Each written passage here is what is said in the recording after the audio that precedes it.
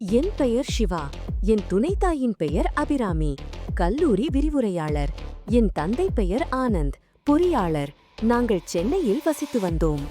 என் துணைத்தாய் மிகவும் அழகாக இருப்பார்கள். பார்ப்பதற்கு சினிமா நடிகைகளை மிஞ்சும் அளவிற்கு உடற்கட்டும் அழகும் அப்படி இருக்கும். கண்ணில் இருந்து ஆரம்பித்தால் பார்ப்பவர்களை அத்திப்பழத்தை இழுக்கும் கண்கள். அது உதடு, எப்பொழுதும் முத்தமிட தோன்றும் அழகிய உதடு. கழுத்து, மார்பகம், அதன் அளவை 2 கைகளால் அளவிட முடியாது.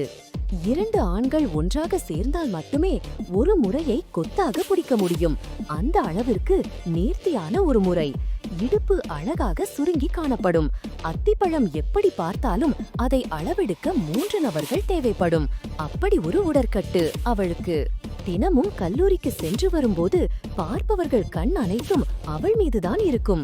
அவளுடைய சேலை கட்டும் விதம் அனைவரையும் வாய்ப்பழக்க வைக்கும். தொப்புளுக்கு கீழே அவள் கட்டும் சேலையை பார்க்கும் ஆண்கள் நிச்சயம் பம்பரம் விட ஆசைப்படுவார்கள்.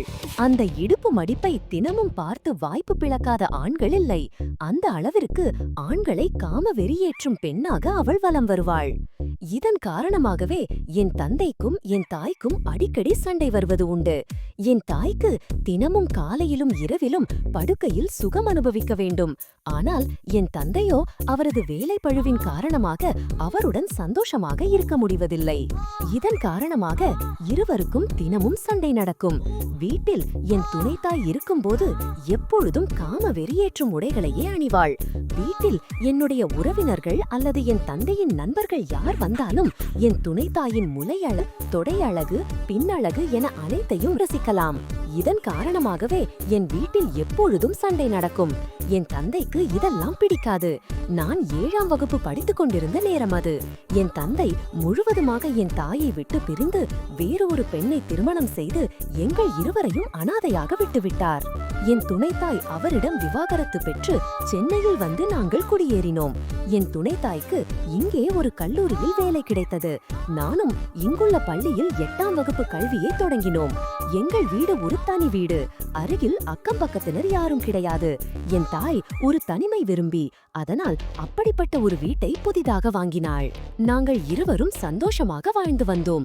என் துணைத்தாய் தினமும் குளிக்கும் போது என்னை உள்ளே அழைத்து முதுகு தேய்க்க சொல்லுவார்கள். நானும் தேய்த்து விடுவேன்.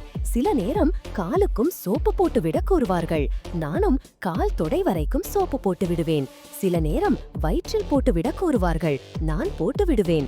அந்த நேரம் என்னை அப்படியே கட்டிப்பிடித்து என் கன்னத்தில் முத்தமிட்டு நீதான் எனக்கு எல்லாமே என்று கூறி கட்டி அணைத்து அப்படியே நிற்பார்கள். இரவு தூங்கும் போதும் பிரா மற்றும் பேண்டி அணிந்து கொண்டு உடம்பில் இருக்கிற மற்ற அங்கங்களை காட்டிக்கொண்டு என் அருகில் படுத்து தூங்குவாள். சில நேரம் என்னை கட்டிப்பிடித்து அவள் நெஞ்சில் படுக்க வைத்துக் கொள்வாள். சில நேரம் என்னை இரவில் ஆடை இல்லாமல் படுக்க கட்டளையிடுவாள். நானும் அப்படியே செய்வேன். பின் இருவரும் உடைகளை களைந்து தூங்க பழகினோம். சில நேரம் அவர்கள் என்னை கீழே படுக்க வைத்து என் மீது ஏறி படுத்துக் கொள்வார்கள். நான் எதுவும் கூறாமல் அப்படியே இருப்பேன். அவர்கள் என் கழுத்து, என் நெஞ்சு, காம்பு, என் வயிறு, என் தொடை என அனைத்து பகுதிகளும் முத்தமிட்டு நாவினால் ருசிக்க ஆரம்பித்தார்கள். நானும் எட்டியதால் அவர்களின் தீண்டலில் என் பாம்பு விரைக்க ஆரம்பித்தது. அதை பார்த்து அவர்களுக்கு சம குஷி. தன்னுடைய காம பேசுக்கு தன் மகன் தயாராகிவிட்டான் என்பதை உணர்ந்து என் உதட்டில் முத்தமிட்டு உறிஞ்சி எடுக்க ஆரம்பித்தார்கள். ஒரு நாள் குளித்துக் கொண்டு இருக்கும்போது அவர்களுடைய உடம்பிற்கு சோப்பு போட்டுவிட்டேன். அப்பொழுது உடைகளை களைந்து அவர்களுடன் சேர்ந்து என்னை குளிக்க சொன்னார்கள். நானும் குளித்தேன். அப்படி குளிக்கும் போது என்னை கட்டிப்பிடித்து என் உதட்டை உறிஞ்சி எடுத்தார்கள். நான் மெய் மறந்து வாழ்வில் முதன்முறையாக காமத்தை உணர ஆரம்பித்தேன். அப்படியே விரைக்க ஆரம்பித்த என்னுடைய பெரிய பைத்தான் பாம்பை என் தாய் கையில் பிடித்து ஆட்ட ஆரம்பித்தார்கள். எனக்கு புது அனுபவமாக இருந்தது. நான் கண்கள் சொக்கி அப்படியே நின்று கொண்டிருந்தேன். உடனடியாக குளியலறையில் முட்டி போட்டு வாயில் வைத்து அனுபவிக்க ஆரம்பித்தார்கள். நான் கண்கள் சொக்கி அனத்த ஆரம்பித்தேன். நான் மெய் மறந்து புதுவிதமான சுகத்தை அனுபவித்துக் கொண்டிருந்தேன். சுமார் 10 நிமிட உங்களுக்கு ஏதோ வருவது போல இருந்தது. எனக்கு ஒன்றுக்கு வருகிறது என்று கூறினேன். ஆனால் அவர்கள் எதையும் காதில் வாங்கிக் கொள்ளாமல் தன் வேலையில் கவனமாக இருந்தார்கள். நானும் அப்படியே என் தேன் சாரம் அவர்கள் வாயில் முழுவதுமாக விட்டேன். எனக்கு அப்படியே பறப்பது போல இருந்தது. ஆனால் அவளுக்கு நன்றாக தெரியும், அவள் அனுபவிக்க தேன் சாரம் வடிந்து என் பாம்பை மீண்டும் தன் வாயில் போட்டு நன்றாக சுவைக்க மீண்டும் விரைக்க வைத்தாள். என் பெரிய பைத்தான் பாம்பு மீண்டும் விரைத்தது. அவள் மீண்டும் அதை சுவைக்க ஆரம்பித்தாள்.